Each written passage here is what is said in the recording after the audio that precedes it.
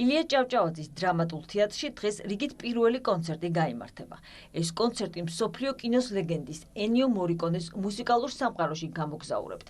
ფესტივალი ბათუმში 26 აგვისტოს დასრულდება. ყოველთვის არის გამორჩეული ეს ფესტივალი, ყოველთვის აქვს თამასა და წელსაც რა თქმა უნდა არ იქნება გამონაკლისი. დღეს იხსნება ფესტივალი და არიან არაჩვეულებრივი მუსიკოსები ჩამოსული, რაც არავინ არ უნდა გამოტოვოს. მე ძალიან მიხარია და მოხარული ვარ, რომ წლევანდელი ფესტივალის მონაწილეც ვარ.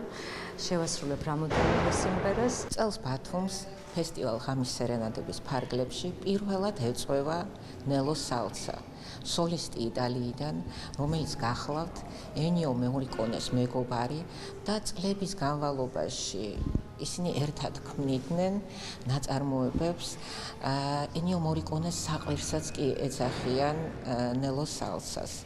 მეორედ ვარ საქართველოში და ძალიან მოხარული ვარ, რომ კვლავ აქ ვარ, მაგრამ პირველად ვარ ბათუმში. გასულ წელს რადიკალურად განსხვავებულ გარემოში ჩავატარე კონცერტი.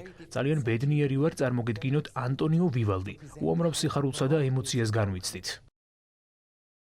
შეერთებული შტატების ეროვნული დაზვერვის ხელმძღვანელი ამბობს, რომ დიპ სტეიტმა ამერიკის მთავრობას